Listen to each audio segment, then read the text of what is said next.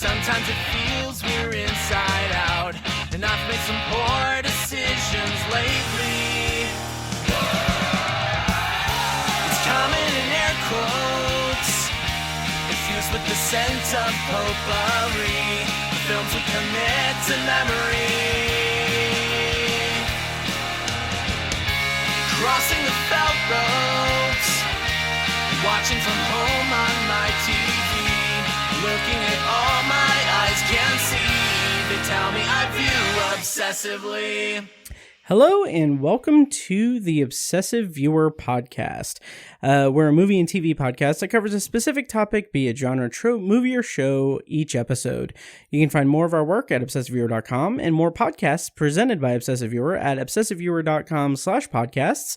And of course, our podcast will always be free, but if you'd like to support what we do here, you can become a patron at patreon.com/obsessiveviewer for regularly posted bonus content, exclusive TV and movie reviews and reactions, commentary tracks, and deep dives into Stephen King books and stories, among other things. Again, that's at patreon.com/obsessiveviewer. I'm your host, Matt Hurt. You can find me on social media and Letterboxd at obsessiveviewer. And joining me today is Tiny, who you can follow on Letterboxd at obsessivetiny, and our recurring co-host and creator of themoviestate.com, Ben Sears, who you can follow on Twitter at themoviestate. That is a just mouthful of an introduction there. How are you guys doing this evening? Doing great, man. Nice. Wonderful. Nice. So today on the podcast, we're going to be talking a little bit about Avatar 2's trailer, and then we're going to go into a review of Alex Garland's new movie, Men, and finish out with the maybe brief, depending on time, review of the new Netflix documentary, Our Father. So this is going to be a big episode. This is going to be a fun episode to chat with you guys on. What's new? How do you guys feel? How did you guys feel about the Patreon stuff that we did? And how are we this evening? I'm great. We talked about some race stuff. It is race season. That's kind of like all I'm thinking about over the last couple of weeks. Sure. So, yeah. Speedway themed Patreon. Yes. Yeah.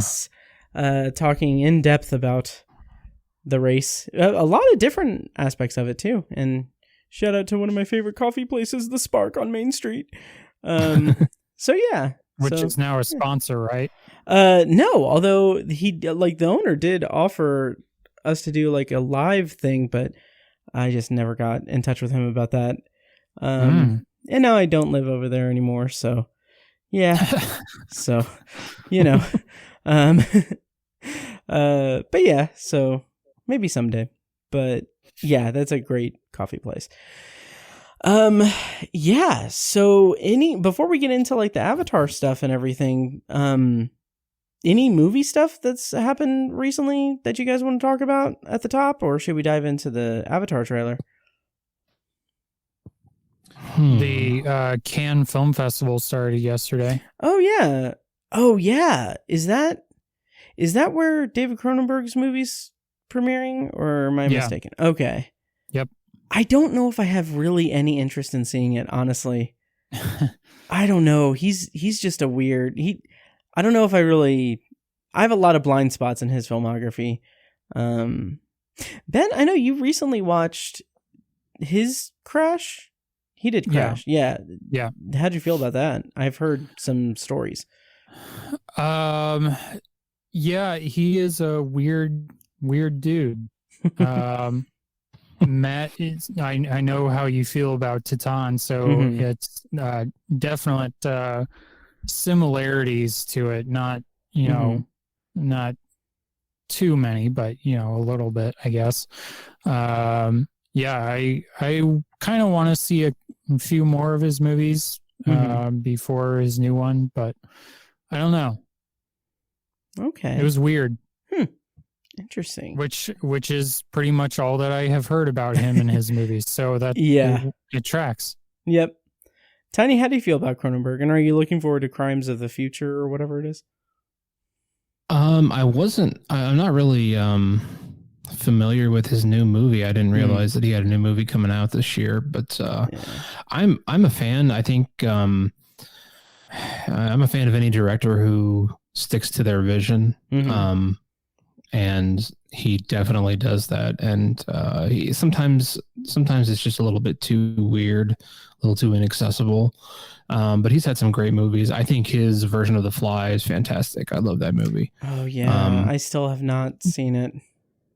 Yeah. Yeah. And just a couple other movies of his I'm a fan of. He's just very stylistic, and I like that. Yeah. Honestly, I think one of the only movies I've seen of his is The Dead Zone. Honestly. Oh, okay. Yeah. I'm confident that I watched A History of Violence many years ago.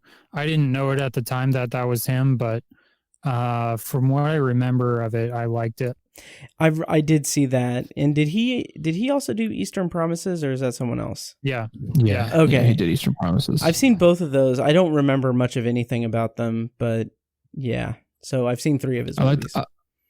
I like the way he uses violence in movies. I think it's effective and just, really effective is the best word.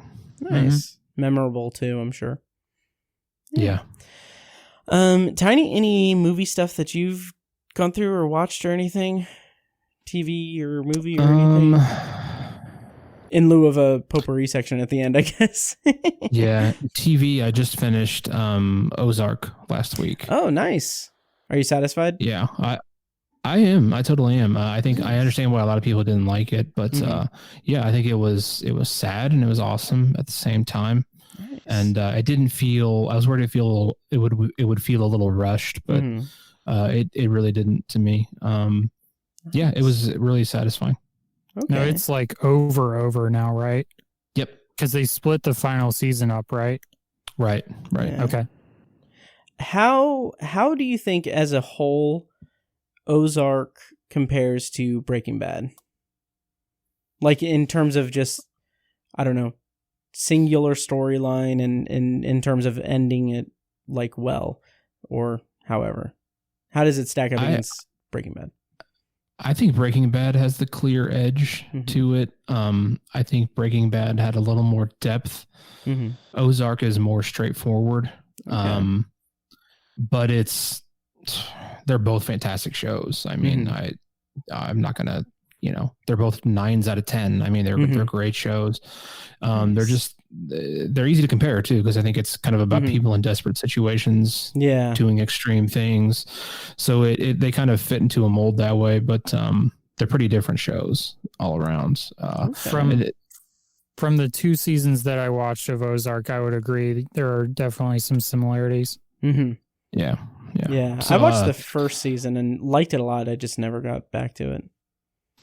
Yeah, and I think this was the 4th season. They split up into 2, so it's kind of like 5 seasons, kind of not. Yeah. And I love when a show can understand its limits and know when to end it properly. So many shows, right? So many shows get just drawn out. I think that trend is kind of going away. I don't. Maybe it's just because I only watch like cable and streaming. I rarely watch any network TV anymore.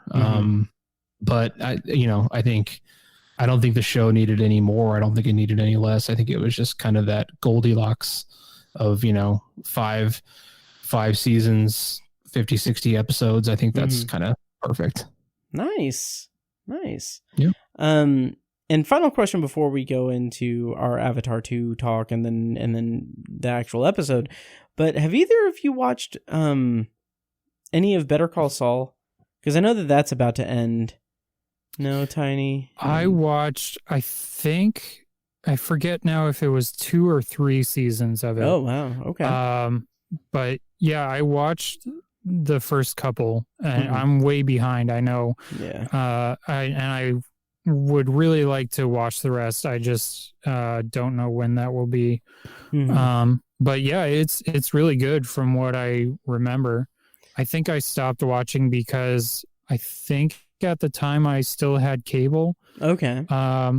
Or I you can edit this out. I illegally downloaded the episodes, and then I was suddenly no longer able to. So okay, I'm keeping it in. Now that all but the newest season is on Netflix, I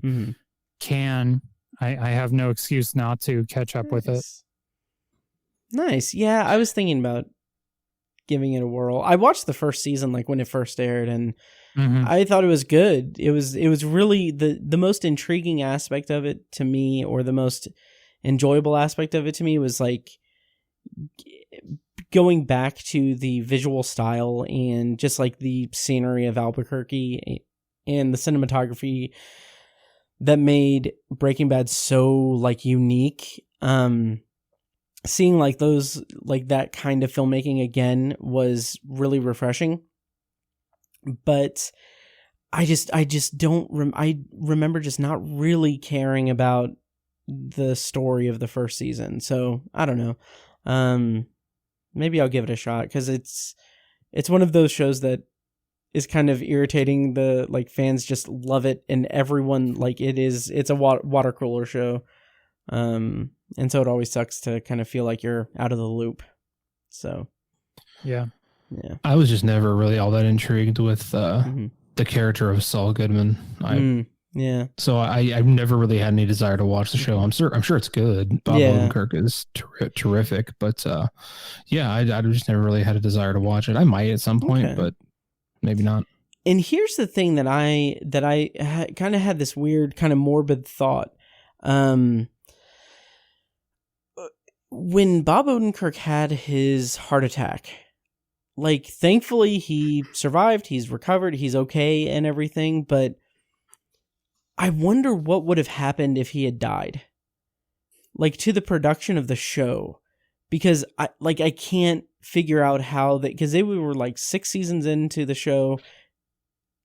I mean, I don't know how they handle that, given that it's an established character with, it's a prequel to Breaking Bad. Yeah. So I don't know. That was a weird, morbid, like, thought exercise I went through. Yeah. So I don't know. Did you guys think about that at all? I didn't know that he had a heart attack. I didn't. Oh yeah. That. Oh yeah. This was like a year or so ago. It was, I think around this time last year. Yeah. Huh. Yep. Like, it was in the middle of filming. He had a medical emergency and went to the hospital, and he was in the hospital for a few days and recovered and everything. Yeah. Yep. Wow. Yeah. Yep. Shall we commence with the episode and the stuff on the docket for the episode? Yeah.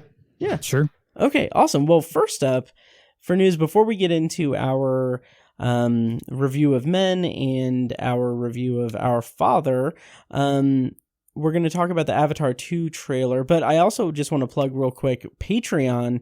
If you go to patreon.com/obsessiveviewer, specifically at the $2 and above levels, I've returned to doing what I'm dubbing my Church of King series of reviews of Stephen King short fiction. So in January, I did Night Shift in 5 parts, like 6 hours worth of recording, all about Night Shift, story by story. And then I'm currently working on Skeleton Crew, which is going to be 6 parts. And I have the first 2 posted, and the third one is almost done. It's going to post this weekend. So if you haven't joined Patreon, check out patreon.com/obsessiveviewer. The $2 and above levels get access to those series of recordings. It's a lot of fun, and I like to use like these things as an excuse to change the mic settings and change the microphones I record with. It's a whole thing. But anyway, check that out. But let's talk about the Avatar 2 sequel. The Avatar, Avatar, The Way of Water teaser trailer came out. It's apparently really going to come out this December. I have a clip from the trailer that I'm going to play, and then we can talk about it and everything. So here we go. Avatar, The Way of Water.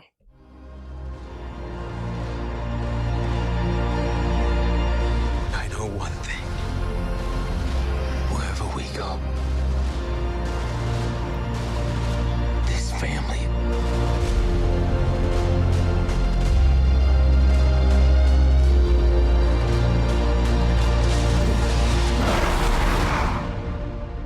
fortress.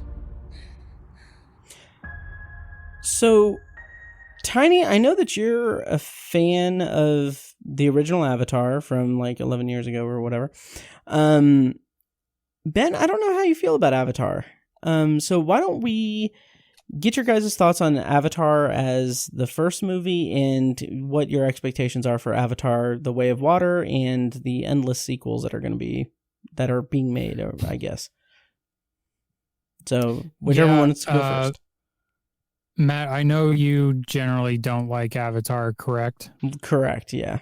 Okay. Yeah, I've only seen it the one time, and it was not long after it came out, and I did not care for it either.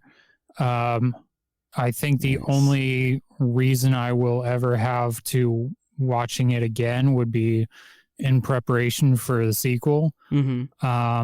Yeah, I just didn't care for it. And I really I didn't care about the sequels until this trailer dropped. And I still don't know if I really care all that much either. It's kind of weird, if that makes sense.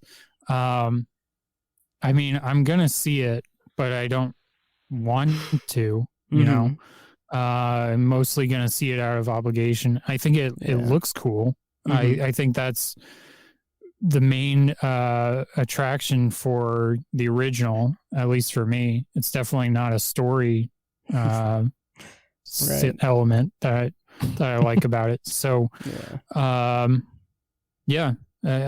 think it looks cool. I'm curious what kind of mythical element they're going to look after this time, with maybe can't find idiom or something.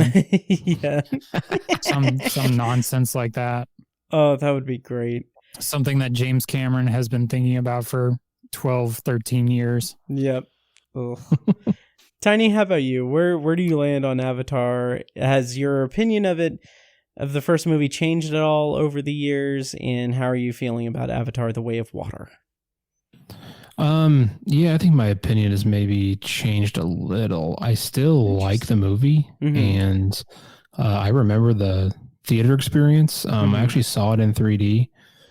Did we see it together? Possibly. I honestly, it was 13 years ago. Yeah. I'm not really sure. I can't remember. Maybe. I'm not sure, but that was a time where 3D was kind of ramping up a lot, and then it was everywhere. And I think the movie was really this movie kind of launched the new kind of 3D, I think. And I don't know about launched it, but it sort of perfected it, I guess. And I was actually really impressed by the 3D capabilities of the movie, and that theater experience was so cool. The true depth of it and everything, and then just the stunning visuals on top of all of that. I was just like, holy shit, that was incredible. But it's a super flawed movie. I mean, it's derivative as all hell. James Cameron is not a great writer. The actors are fine. I mean, don't have anything bad to say about the actors, just pretty standard fare in that regard. So it's not like an amazing movie. It completely rests on the technology and the visuals. That's the whole movie. And I don't think there's anything wrong with that. Like I'm not ashamed, or like, I don't think there's anything wrong with liking the movie for that. And I don't. Right. That's why I like it, But I some people can't admit that it's not a great movie other than that. I don't know if it's just because they're Cameron fanboys or what. My brother-in-law thinks this is like one of the best movies ever made. And we've never gotten into an argument about it because I don't really care.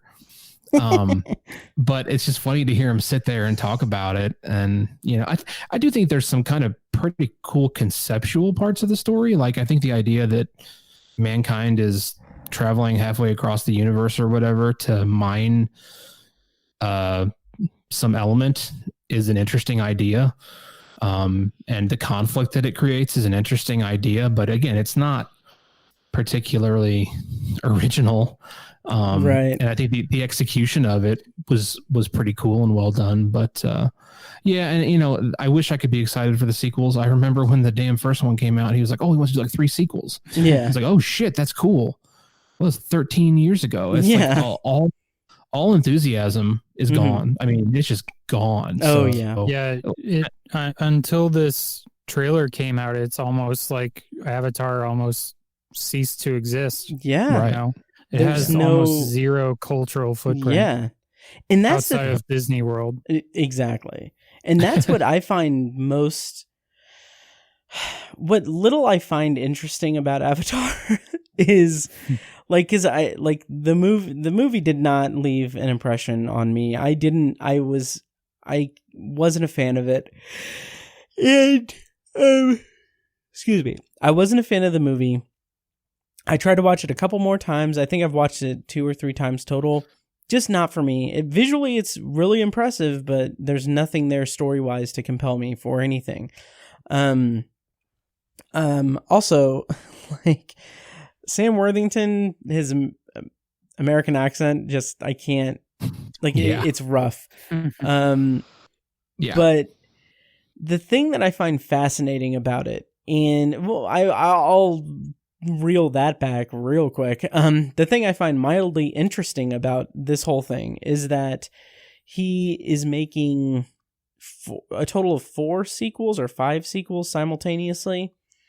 I've lost count. Yeah, I don't know. Which is interesting because that's something that's never been done before. It's really intriguing.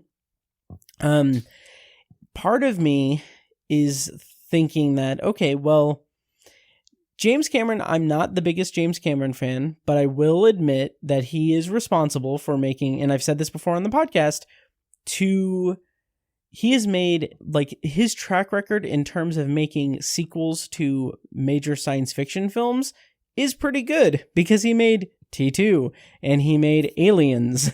So, like, that's an element of that.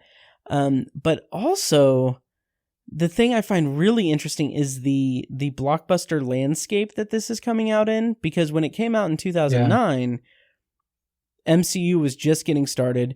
In the interim between then and now, the entire like field of blockbuster filmmaking has shifted into a very different landscape than it was before. And I'm just really curious how that's going to become a factor. Because, like, honestly, like, if it were, I would be more intrigued by it if he was doing, or it was clear that he was going to do like a shared universe thing and have like almost an anthology thing where like every Avatar movie has a different story about Pandora and the Na'vi or whatever.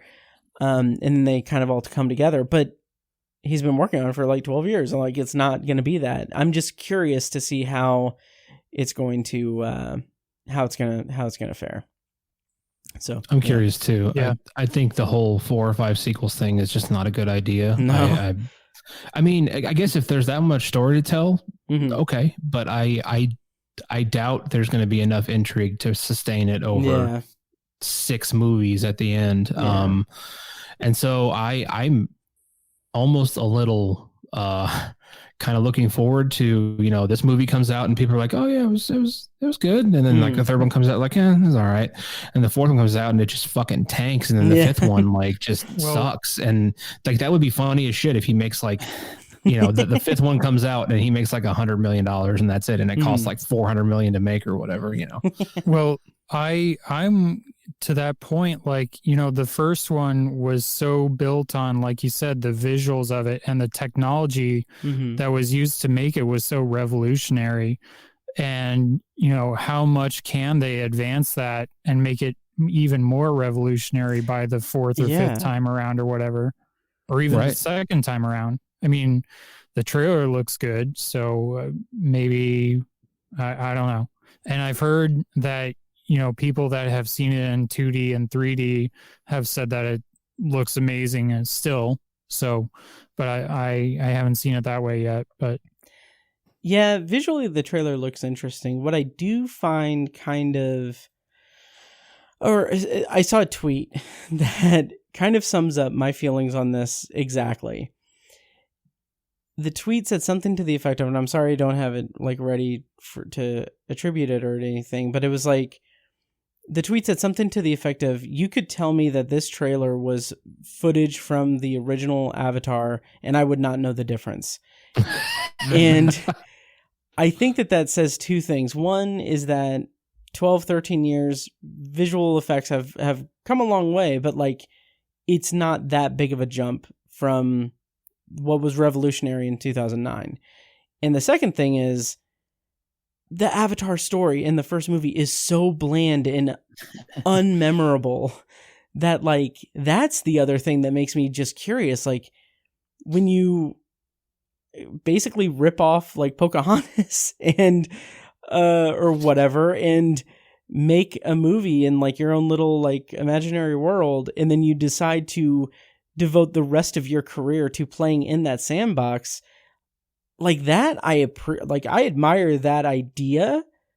But when the story is just so not interesting, I'm curious, like, how do you make that many sequels out of such a bland story that had nothing going for it for me? So I don't know.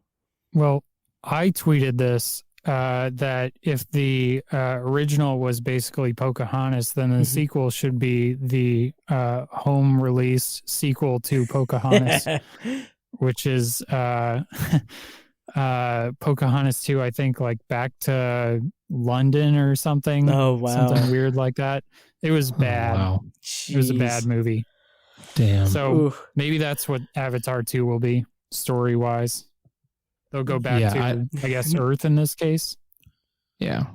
I don't know how he's going to stretch it into however many more sequels. I mean, I could maybe see a trilogy. Yeah. But that first movie was so conclusive too. I mean, it was. Well, here's the thing. Like the press release and everything of it, like what has been said about what has been said about the plot from James Cameron, from like 20th century and Disney and everything, is that like it's shrouded in secrecy because like they don't want to give away the plot or anything. But what it has been announced about it is that like 10 years after the first movie, the same villains from the last movie come back to finish the job. Like, okay, so yeah, okay, so you're just gonna retread. Oh, fine, whatever. Yeah. All right. You do you, Jim. You do you. Mm-hmm. But we'll see. Yeah. So do we want to actually get into our reviews tonight then? Yeah. Yes. Any other? Yes. Sure. Any other new business or anything? No. All right. Well, actually, first, before we do that, like I said, we're going to be reviewing Men and Our Father. But before we do that, Ben, how are things over at themoviestate.com? What have you had post lately, and how's it going over there if you want to plug your site? Yeah, things are going well. I'm doing episodic reviews of the new season of Barry. Nice. On HBO, which is fantastic so far. Neither of you guys have watched any of that, have you? I watched part of the first season, and then I dropped off, but I liked it. I just need to, yeah. It's really good. It's really funny. Nice. But yeah, I think the season's halfway over now. Okay. Then besides that, new season of Stranger Things coming out soon. I'll hopefully have a review of that. Nice. And yeah. Sweet. Nice. Again, check out themoviestate.com. I have essays on there about Akira Kurosawa's work, which I need to really get back into. I feel really bad for dropping the ball on that, but I will get back to that at some point soon, I'm sure. I promise. I'm sorry. But yeah, that's themoviestate.com. Okay, well, we are going to go into our first review of the evening. It's the latest film from writer-director Alex Garland, who is personally one of my favorite filmmakers working today. We previously, Ben and I previously reviewed Devs at the height of the lockdown portion of the pandemic. which was his previous work, which was on FX. And so now he's out with a new movie called Men, and the plot summary, courtesy of IMDb, is a young woman goes on a solo vacation to the English countryside following the death of her ex-husband. The movie stars Jessie Buckley as Harper, Rory Kinnear as Jeffrey, Papa Acido, as James, and Gail Rankin as Riley. So we all three saw this movie. It opens, as of this record, it opens May 20th in theaters. So we all three saw this in the theater 2 nights ago at a press screening. How did you guys, what were your expectations going into the theater, and then how did you feel in broad terms coming out in non-spoilers? I didn't really know what to expect. I had seen the trailer. I figured it would be a pretty, maybe not steep departure from his previous works, but I mean, I know that he has written screenplays that have been horror centric, but all of his movies that he's directed have been more sci-fi, including Devs. So I didn't know what to expect. I was really excited to see Jessie Buckley do, another starring role. I'm always excited to see her. And then what I thought of it was a lot. Yeah. There was I really liked the scares for the most part. I thought there were some really effective jump scares, some really gross body horror, which we'll get into. And I thought it looked great. I loved the score. Jessie Buckley did a great performance. Rory Kinnear was really weird and effective. But overall, I don't know. I'm still kind of wrestling with it, I guess I would say. Nice. Tiny, how about you? Yeah, I was mostly intrigued as well to see Alex Garland kind of take on a more, I don't know about traditional, but a more straightforward horror movie.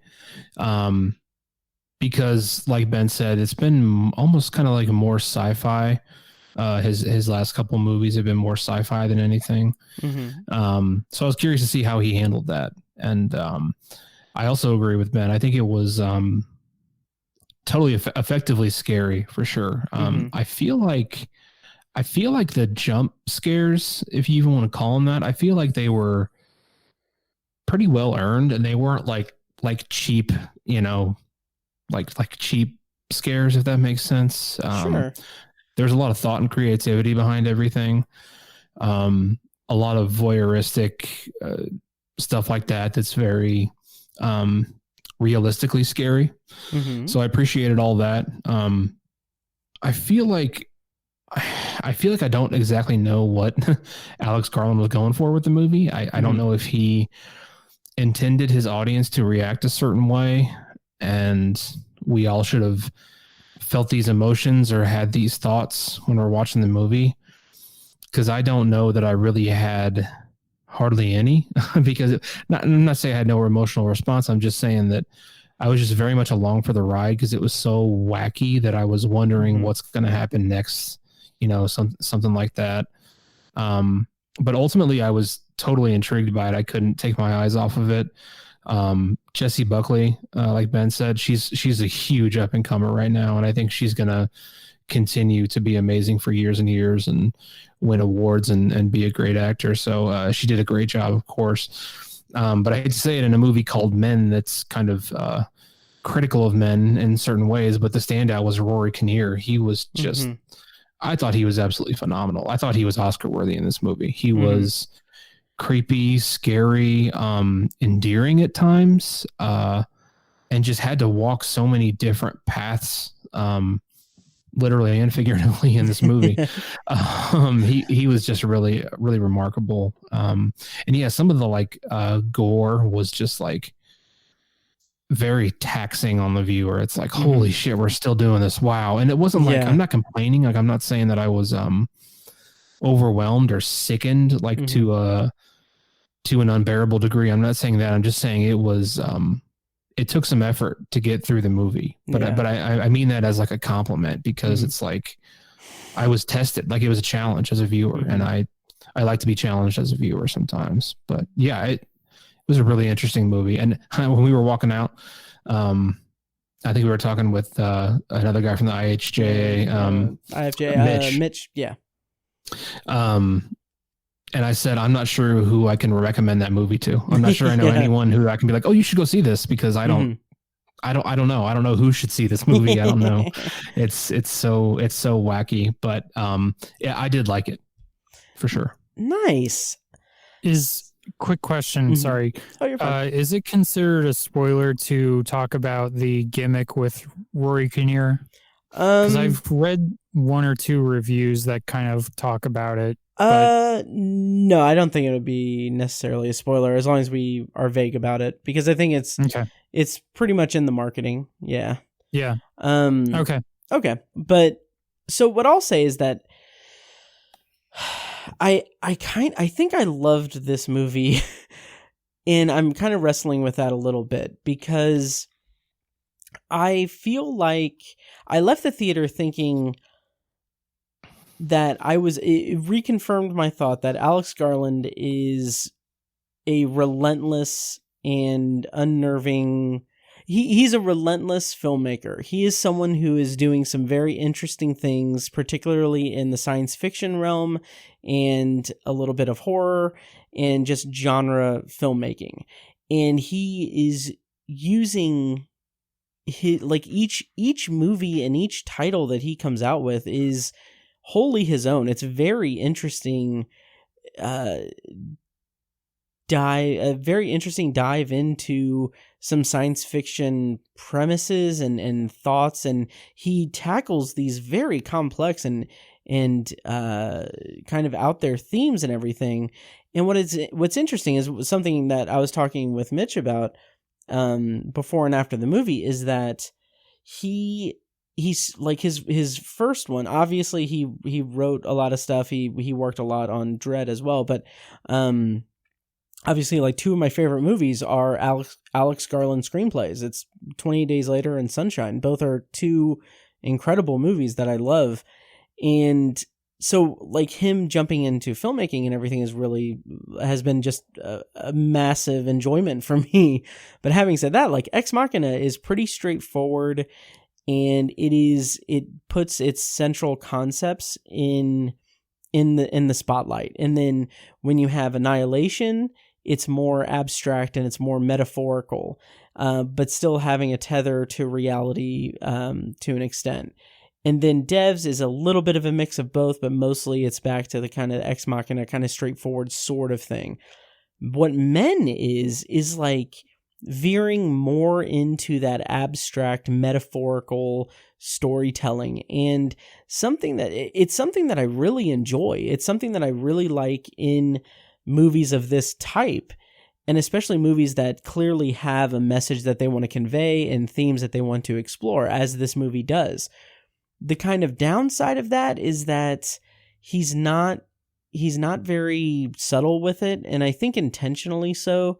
Like, the entire kind of ethos of the movie is depicting what it's like for like women in a patriarchal society, and more specifically a society that lets, like, the power dynamic between men and women, like, lean toward men and forgive men for things and put the onus of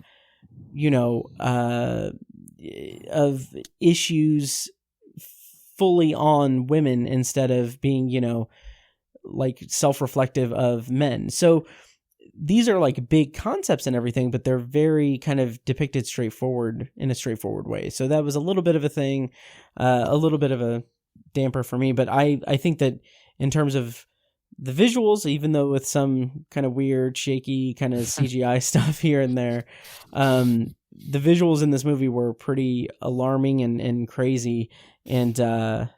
And yeah, just that kind of fever dream aspect of it is really interesting, and we'll talk more about that. But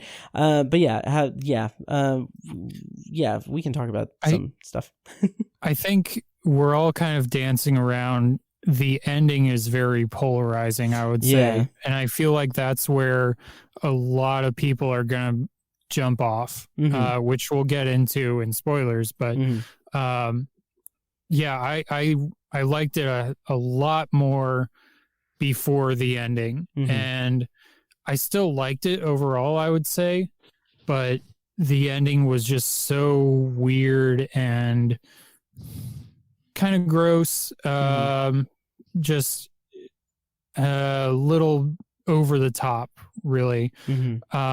And I was just thinking of this, Tiny, when you were asking like who you would recommend this to or who this movie is for. This, my friend said this as we left the screening. This is very A24. Like they kind of have this reputation, especially with horror movies, of just being so weird and so allegorical and so.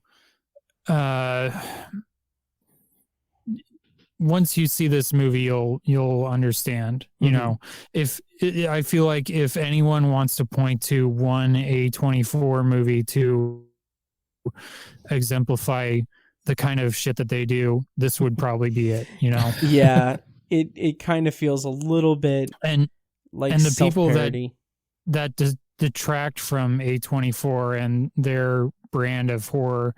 I guess you would call this elevated horror. Right? I don't know. Yeah, I guess. But the people that detract from A24 or want to, make fun of it, they're going to have a field day with this movie. Oh, yeah.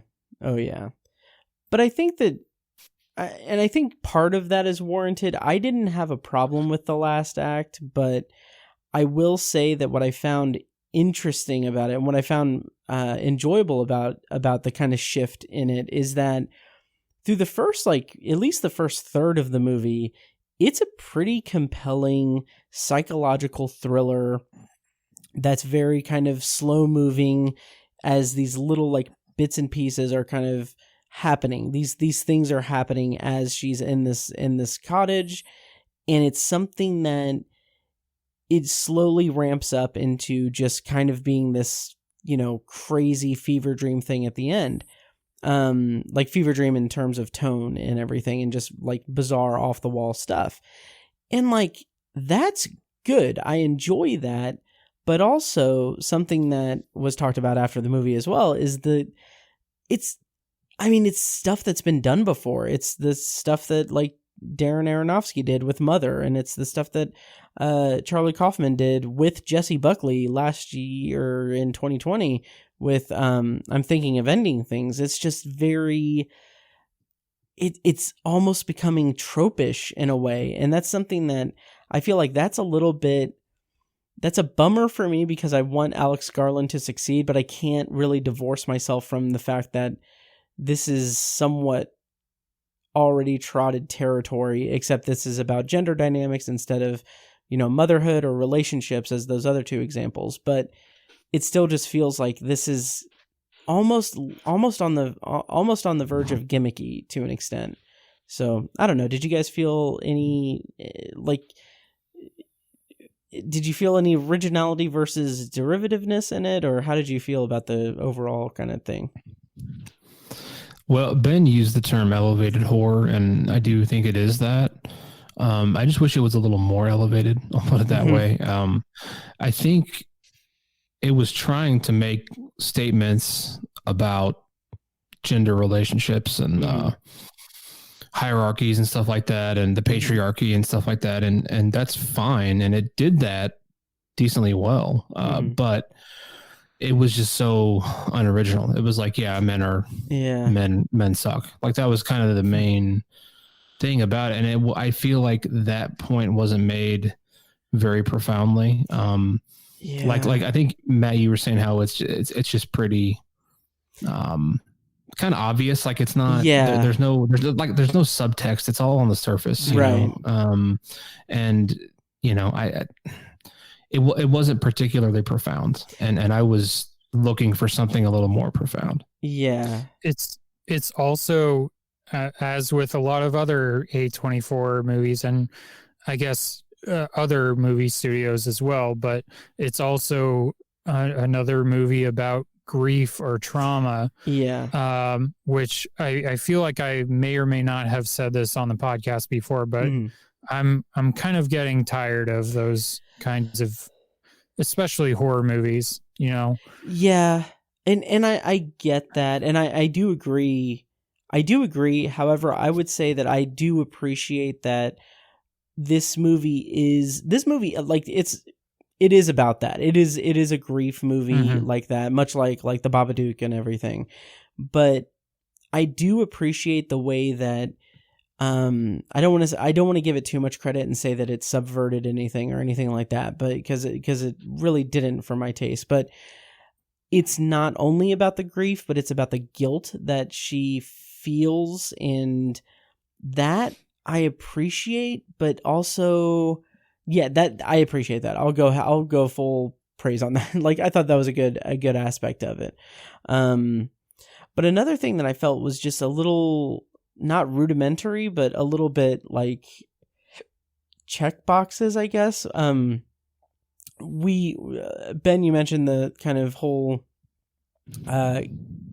Rory Kinnear kind of thing, where there's different characters are played by him, right? Yeah, all of the men. Yeah, all of the men except for her husband. Yes, which is good and bad throughout it. Like there's some really good stuff with it. Some of the stuff is a little weird, but each version kind of represents another type of man, or another issue with like toxic masculinity and all of this stuff. Like there's like the kid is an entitled kind of a-hole who is like gonna grow up to be a nice guy, trademark. He's like an incel. Exactly. And then like the religious guy, the vicar, is, you know, lusting after her, and then Jeffrey is kind of like the good one, but socially awkward and unsure how to interact and everything. And like each one kind of fits a certain archetype, except for one that I still don't understand what the first one was, which we'll talk about in spoilers. But it also just kind of feels like, I don't know, it feels like there should have been, I wish that there was a little bit more detail to those archetypes than what was in the movie. But yeah, I don't know.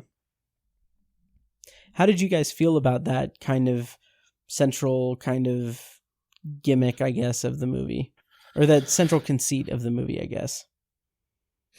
Well, from a performance standpoint, I loved it. I thought it was such a cool, creative choice. Rory Kinnear nailed it. I thought that was all really impressive, and I think it was.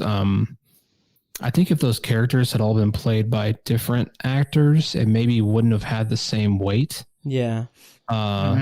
You know, those characters wouldn't have been as meaningful, I think, if they had all been played by different actors. It's kind of, I think it was a bit of a statement in how men kind of have these idealistic versions of women, and they tend to kind of blend together, or they're unrealistic. I don't know if maybe that was a commentary on that, like these kind of like these women that guys fall in love with in stories. It's always this pretty blonde girl who's subservient or whatever. And so, you know, it was a way of poking fun of that and saying how all you men are alike, something like that. I don't know if that's what Alex Garland was going for, but I thought maybe there was something to that. So as a creative choice, I was a big fan of it, and I think it added one of my favorite parts of the movie, really. Nice. Yeah, for sure. I think for me, the only weak point of that was the CGI with the teenager or whatever. Yeah. I mean, there's just nothing you can really do about that. But yeah. Yeah. I'll echo what Tiny said. I thought it was a good thematic way of adding to that. Nice. Yeah, I agree. And we'll talk more in depth in spoilers. Did you guys want to go ahead and go into spoilers for Men or anything else before we jump in? Sure. Okay, so now we're going to go into spoilers for Men. So if you don't want to be spoiled, go ahead and skip over this, check the show notes for timestamps, all that stuff. So I'm going to play a clip from the trailer for Men, and then we are going to spoil Men. Want to play a game? You hide, I'll see. You must feel an awful sense of guilt. Stay away from me. What are you doing now? What are you?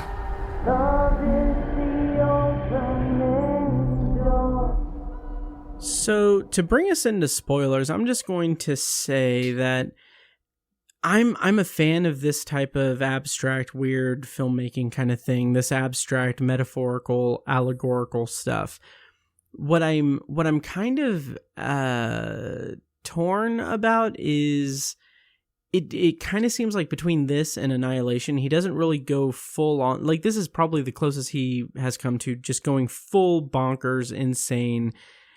But I think, Tiny, you kind of spoke about this a little bit, but it doesn't really have like a cohesive kind of point to it. I don't know. That's what I'm wrestling with. Like, I came out of the theater thinking that I kind of love this movie. But the more I think about it, it's kind of going down a little bit. So what did you guys think in spoilers of Men?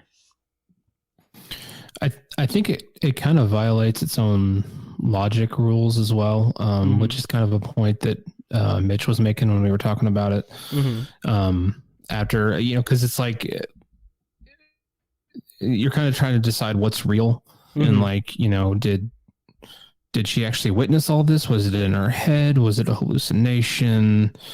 Did all that actually happen? Like, that's not always entirely important to a movie. It can still get its point across and not answer those questions, but I feel like I needed those questions answered in this movie, and it didn't really do it. And I don't know exactly what Alex Garland was trying to say, and that's my biggest thing, and it's hard to pick up the thread, I guess. Yeah, that I think is my biggest issue with it, is there's no rules for why this is happening. Was it always this way? Did she always see Rory Kinnear back at home, or is it just like after her husband died, or is there a way to get rid of it? It's unclear. And not that I really wanted a scene where someone explains that to her, or we get some kind of a flashback where it's explained, but it was missing one way or another. Yeah, I definitely, I feel that void. I feel that. Like, I understand that, and to a certain extent I agree, but I think that for me, that wasn't quite as much a factor in my wrestling with my enjoyment of the movie versus not enjoying it, specifically because it does go full bore into the kind of crazy, abstract, crazy stuff at the end. And like, I feel like I didn't really need it to make any logical sense. But it's also, that is also such a fine line to draw, because up until that point, to an extent, well, not really up to that point, it's always been kind of bonkers, but up until that point, it has, I don't know, I never really felt the need to have it explained. I never felt like I needed to know why Rory Kinnear was all these different people. I didn't need to know why, because I saw it as archetypes of different types of like predatory men behavior.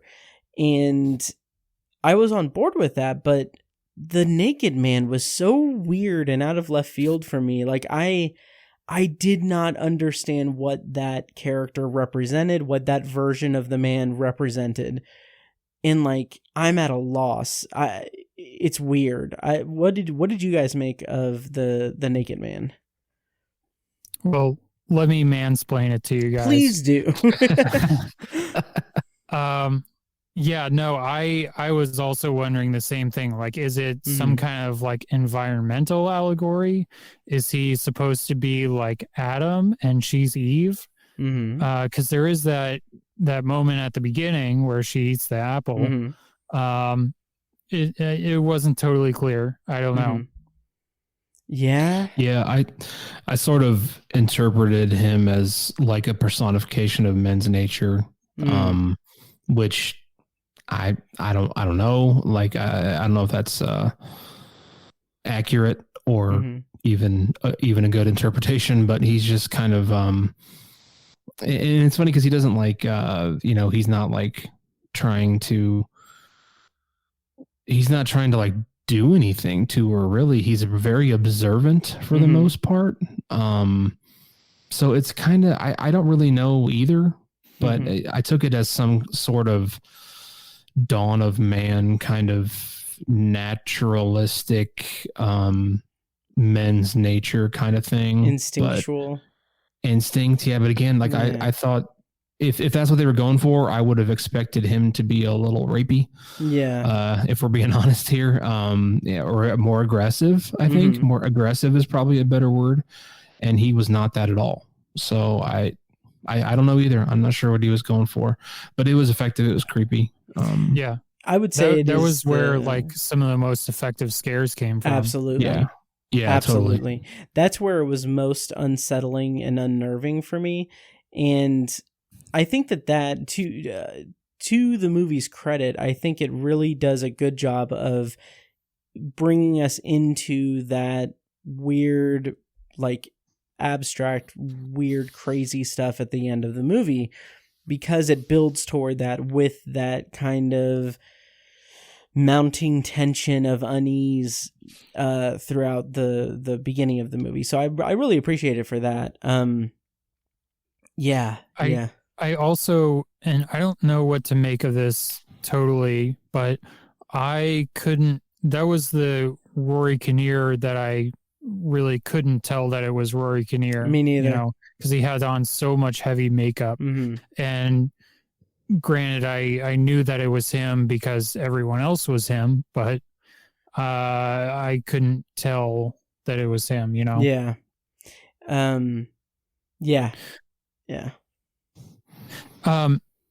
Quick question for you guys.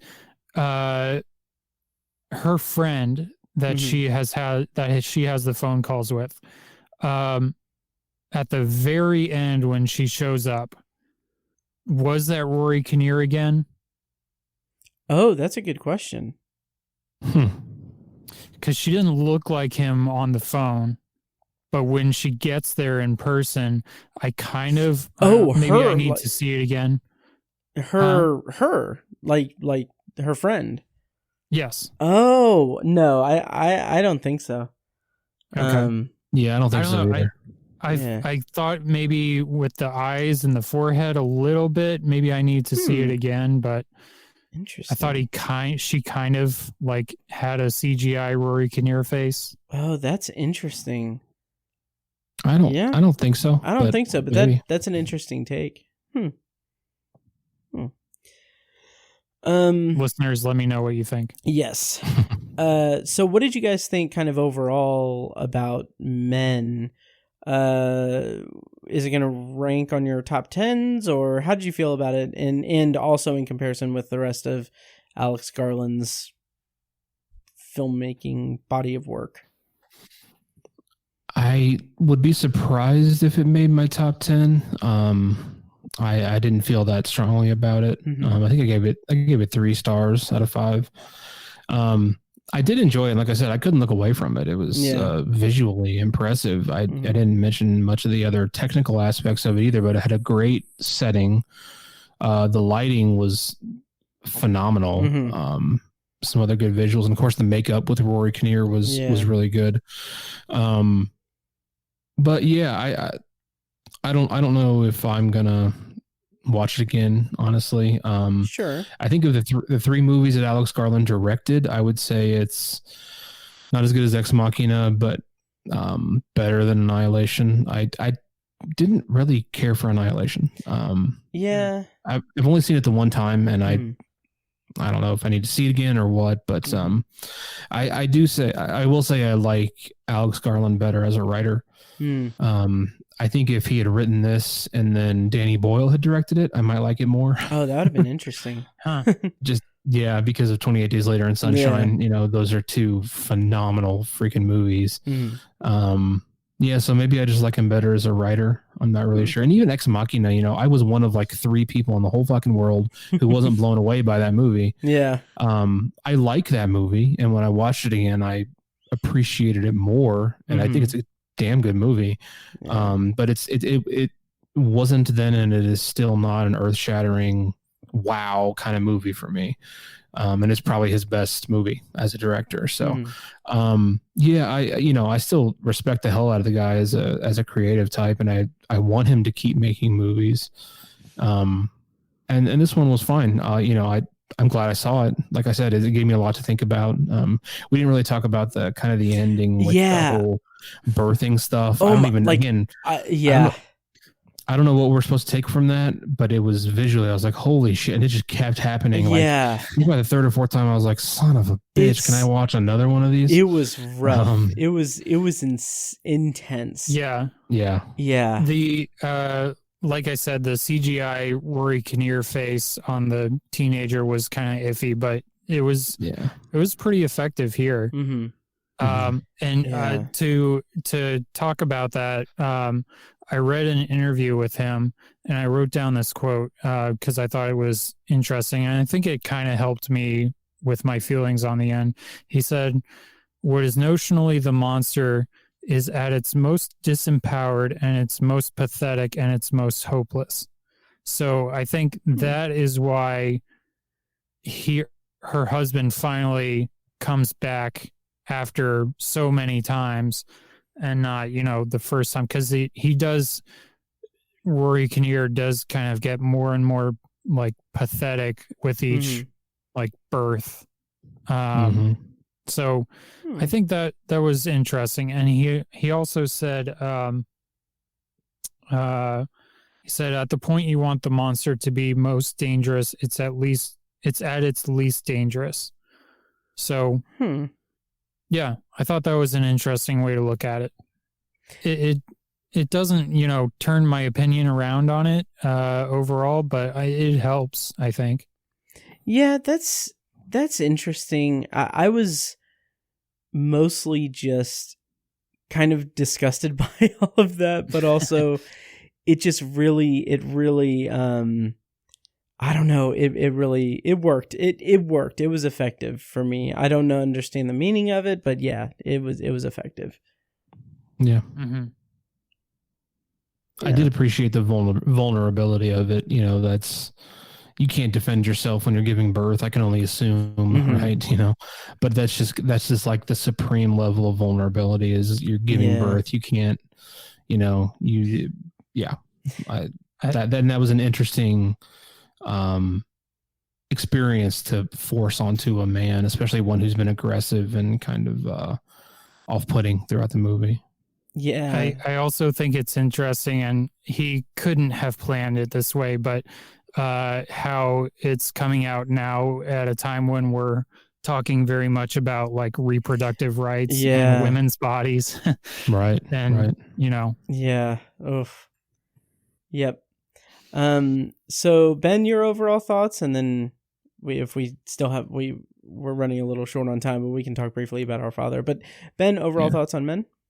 Yeah, I would say of the films that he's directed, this is probably my least favorite.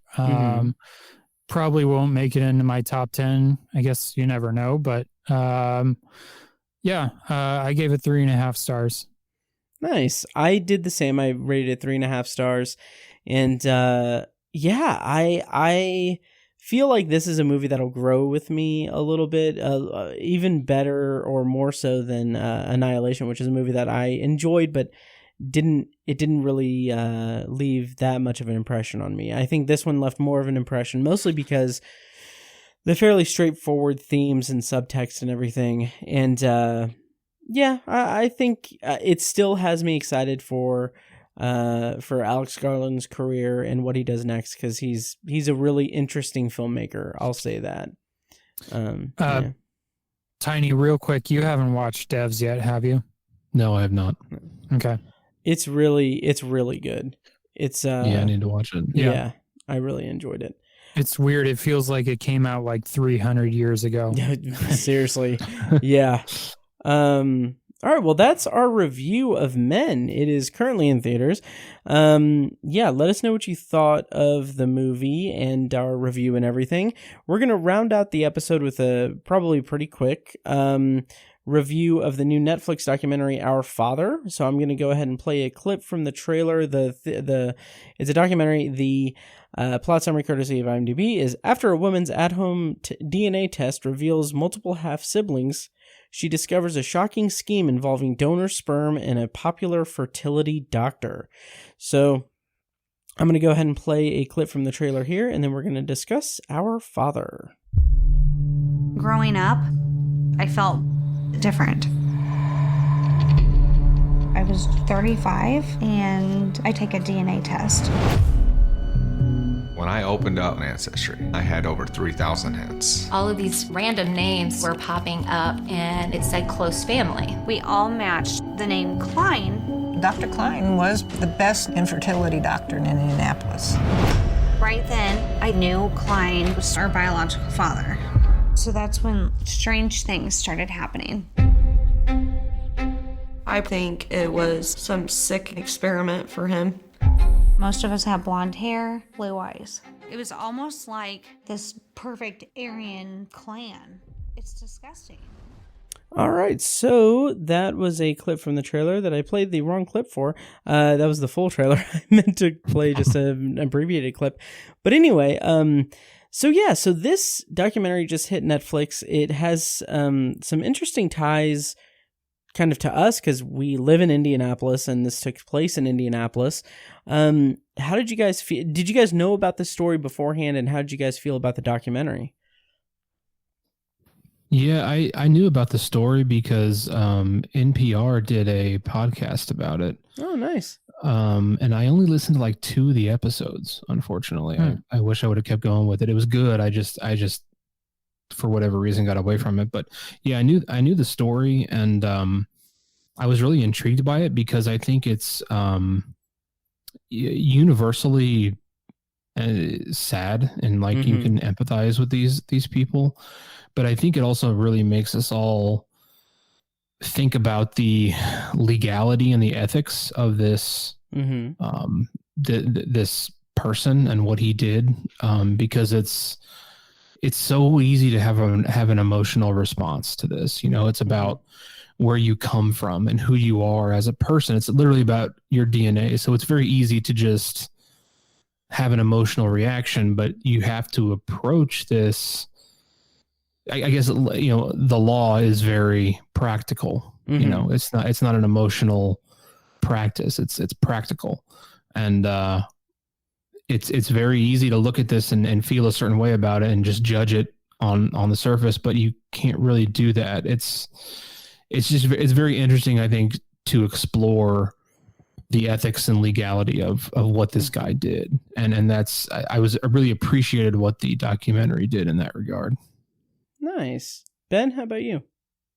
Yeah, you had floated the idea of covering this, Matt, and I feel like I had heard of the news story before watching this. Maybe not this specific story, but one that was similar, because spoiler for the end, they mentioned that this is not the only time this has happened across America. So I felt like I had heard something of this nature, but didn't know it was specific to Indianapolis. Mm-hmm. And I kind of went into it thinking it would be one of those, my response would be like, oh, that's kind of crazy, and then just move on. But I think it does a pretty effective job of, getting you on these people's sides. And some of the twists and turns that it takes is just really unexpected and weird. And I was pretty interested in that from that standpoint. Yeah, I agree. I was kind of not.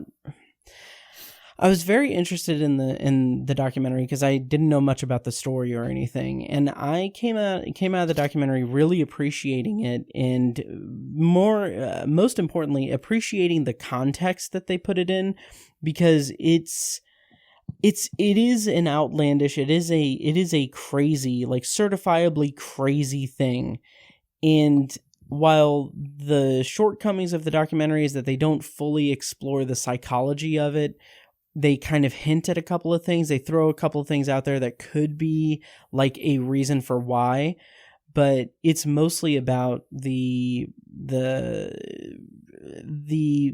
ramifications of his actions, and it's about what that does to these people and everything, which I appreciate that. But I just found it really fascinating when it did touch on ideas of why people would do this. Like, they talk about the big part that I was like, I want to know more about this and see if this is like the thing. But they were talking about the Quiverful cult thing, where about like religious zealots want to just spread as much of their seed across the world to create soldiers in God's army and all of this other nonsense. And then when it touches on like, oh, where most of us are blonde hair, blue eyes, like it's like a perfect Aryan race, and like it hints at that. Like, I wanted a more depth into that aspect of it, but what I did, despite that, I found it really compelling and unnerving and strangely fascinating, in a lot of respects. Like, one, I thought, like I said, the context that they put it in, because like you hear about a story like this and you think like, oh, okay, well that's really messed up. But then the things that they put into context are obviously the first kind of thought is, well, siblings living in close proximity in the same area, you're like, without knowing about it, what if two of them get together? What if two of them have kids, not knowing that they're related, and that causes genetic issues and everything? There's also issues of like not knowing their family history, with medical things, and how they all have, like, most of them have like certain like medical issues that are passed down from him. And then the big one that I was just really unnerved and unsettled by is first of all, the number of siblings that have been discovered, which we won't reveal here, but also the discussion of how it would have had to happen. Like, he would have to produce the sample that he would switch over in an immediate fashion while they're in the room. And like, that brings it into such an even more intrusive and criminal and crazy aspect to me, that again, I kind of wish it would have really dove into the mentality and the psychology of it, but I just found that very unnerving and unsettling, and I think they demonstrated that pretty well. I don't really do a whole lot of true crime, and I've really kind of jumped off the Netflix true crime series. Like, this could have very easily been another like Making a Murderer or Tiger King or one of the other millions of other Netflix true crime documentary series. Yeah. Part of me is kind of glad that they didn't go that route. But yeah, I agree with you, Matt. Like, I would have liked to spend more time with this weird culty religious faction that he was a part of. Yeah.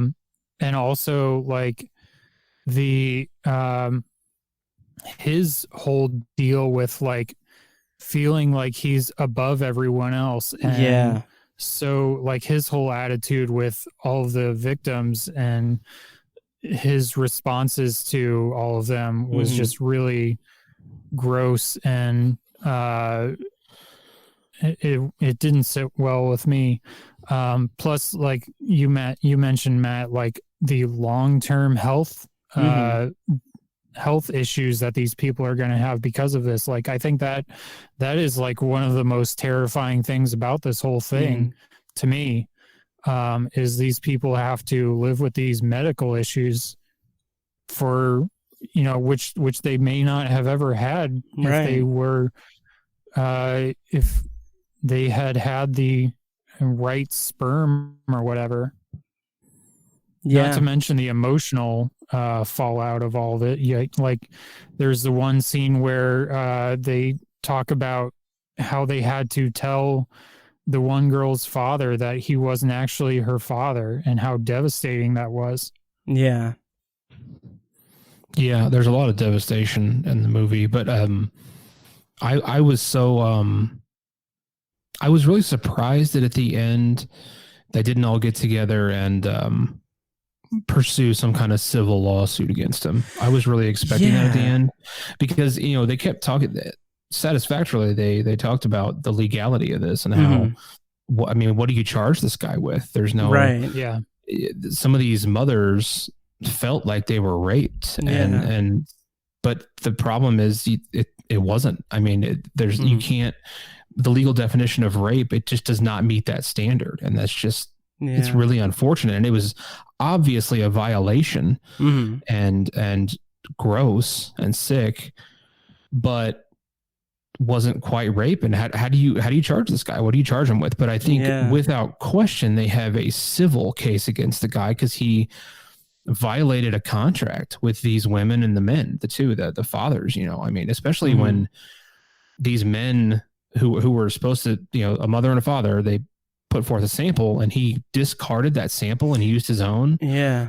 That, even more so than anything else, is a huge contractual violation. And I think these people could just, I don't know if they get anything out of it really, but you know, he would get sued and be publicly admonished even more. And, you know, he could, they should probably take his medical license away and stuff like that. Not that he practices anymore, but you know, it could be a form of catharsis for the victims, and it could be a way to punish him and make him sit there and hear their grievances. So I was kind of surprised it didn't go that route. Maybe part of the reason they haven't done that is because they want to.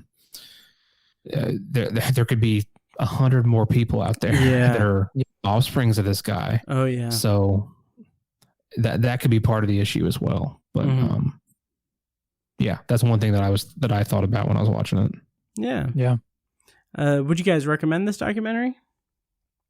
And would it be do you think it'll be on your top 10s at all? No, it probably won't be on mine. I might recommend it to, you know, other people that live in Indianapolis or Indiana. I think that's an interesting aspect of it. Yeah. But how much people outside of Indiana will enjoy it, who's to say? Yeah. I'd recommend it to a ton of people, especially people in Indianapolis, because if your parents, you know, went to this guy for infertility, you need to go get a DNA test. And the only way this is all going to get figured out is if anyone who had any even remotely contact with that guy needs to go get a DNA test. And we need to figure out who all these people are, because you could just be preparing even more future heartbreak, like Ben was saying, where people who've never met each other meet, and they could have kids together, and you could have some very serious genetic issues pop up and some real tragedy, even more tragedy than this guy's already created. So that's why I would recommend it, especially in this area. And I think it's an amazing, like a wacky, crazy story too. Real quick, I wanted to compliment the documentary from a filmmaking standpoint too. I think the reenactments were fairly effective, but one thing they did that I thought was great from a disturbing standpoint, but just a good creative choice, despite how disturbing it was. They, like, one of the opening reenactments was they kind of, in a non-graphic way, sort of showed the actor portraying Dr. Klein essentially masturbating and creating a sample.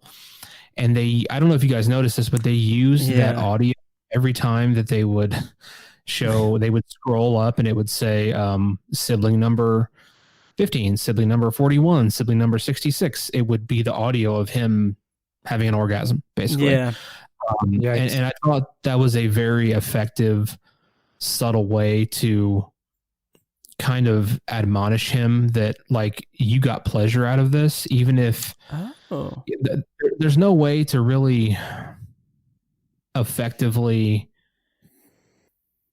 charge him with, we don't know if he did this for sexual reasons, right? And I think it's easy to go that route, and maybe he was, maybe it was sexually gratifying for him, and that's why he did it.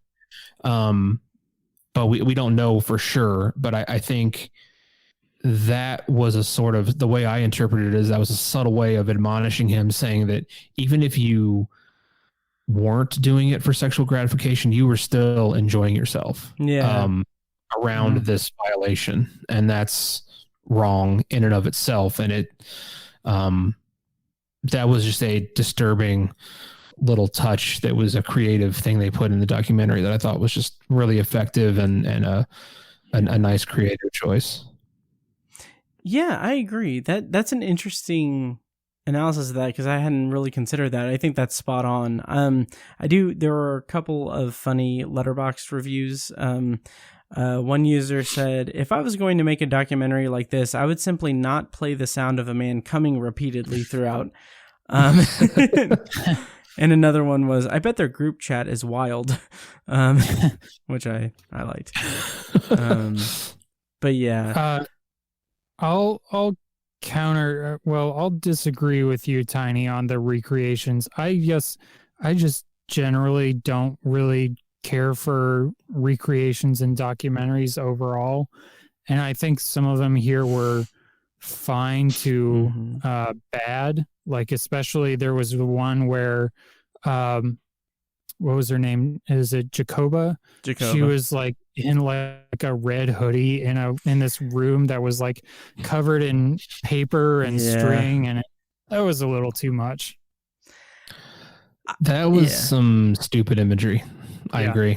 Yeah, totally that didn't work. Yeah, I agree, but also I've seen The Social Dilemma, and this is much, much, much tamer than that. So I have no complaints. I feel like I understand why they did the recreations, because you have to have some kind of visual to go along with the interviews. But I feel like, if they would have just taken those out, it would have just been just as fine. They didn't really add anything for me anyway. That's fair. Yeah. And I agree. Reenactments can be super hammy and just bad. And these weren't, I thought they were fine, but I totally get it. I get your criticism. Yeah. Go ahead. Super quick. Sorry. I don't know if you guys did this, but there's a moment where they show a map of Indianapolis and like all the people that have come forward, and I don't know if you guys like freeze framed on that and looked at like, oh, there's one person that's kind of close to me. There's another. I totally did that. Yeah, for sure. Yeah. Oh yeah. Yep. Yeah. All right. Well, any parting thoughts? Because I know we're running a little bit long on our time, but any parting thoughts before we wrap up for the evening? No, that's it for me. All right, Ben? No, I don't think so. All right, well, that is Our Father. It is currently streaming on Netflix from Blumhouse Productions. And yeah, so that'll do it for this episode of The Obsessive Viewer. I think next time, hopefully we can do this next week or the week after, but Ebert's Great Movies, we're going to be talking about The Godfather, Persona, and Dr. Strangelove. Yeah. Yes. So look forward to that. And again, check out patreon.com/obsessiveviewer, where I have a bunch of stuff. I actually did kind of on a similar subject. I did episode reviews of the Hulu series Candy, limited series, 5 episodes. Did 5 episode reviews on Patreon at the $2 level. So check that out, patreon.com/obsessiveviewer. And I'm going to go ahead and play us out. Thank you guys so much for joining me. And yeah, looking forward to the next episode. And yeah, I don't know what else to say. Thank you guys, and we'll see you in the next episode. And now, here's a short clip from our Patreon exclusive RSS feed. To hear the full clip and more exclusive Patreon content, go to patreon.com/obsessiveviewer and become a patron at the minimum rate of $1 per month. Thank you and enjoy. Because I'm me, I like when we were in the stands, I took an audio recording. So for the listeners who don't get to experience the track, which also Jess referred to it as the Speedway track, which I thought that was very cute. But I mean, it's not the only track in the world. No, so I mean she is onto something. But yeah, I thought it was really cute. But yeah, so I just took audio of it. So like for the listener who isn't in Indianapolis or whatever, this is what it's like to be at the Speedway track. Hang on, let me play it.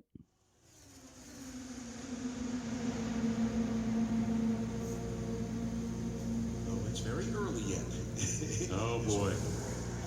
Yeah, this afternoon should be crazy. Should be a lot of fun this afternoon. 3 to 6, full practice. A little jump up the board for Award. He just did his fast lap of the day at the end of that group. 2:24.920. Pato up to 9th place. And so yeah, that was just something. This podcast was edited and produced by Matt Hurt and presented by ObsessiveViewer.com. You can find links to all of our shows at ObsessiveViewer.com/podcasts. For exclusive bonus content, including reviews, commentaries, and B-roll episodes, you can subscribe to our Patreon at patreon.com/obsessiveviewer. Thank you so much for listening, and we'll see you in the next episode.